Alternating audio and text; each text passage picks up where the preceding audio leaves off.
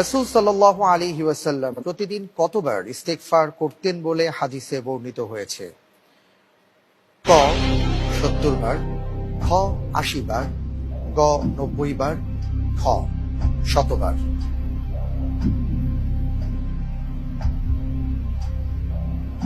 আলহামদুলিল্লাহ, যেহেতু হাদিসে এসেছে যে আইনি লা আস্তাগফিরুল্লাহ ফিল ইয়াউমি মিয়াতা মাররা, সেটা আমি বেছে নিচ্ছি ঘ ১০০ বার।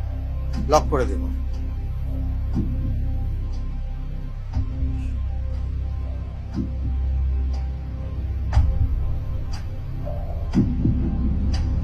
বার এবং ১০০ দুইটাই মনে হচ্ছে, দুইটাই তাড়াতাড়ি ১০০ বার। ঘ লক করে নিন।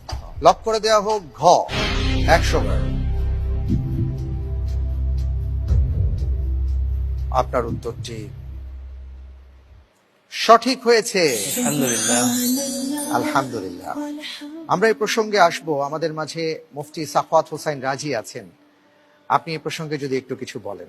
রাসূল করিম সাল্লাল্লাহু আলাইহি ওয়াসাল্লাম নিষ্পাপ হওয়া সত্ত্বেও দৈনিক ১০০ বার তওবা করতেন। কোন কোন বর্ণনায় ৭০ মাররা ৭০ বারের কথা এসেছে।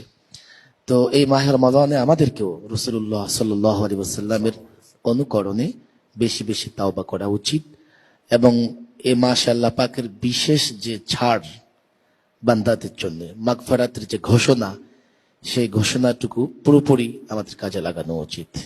আল্লাহ তৌফিক দান করুন। ওয়া মা তাওফীকি ইল্লা বিল্লাহ। অনেক ধন্যবাদ।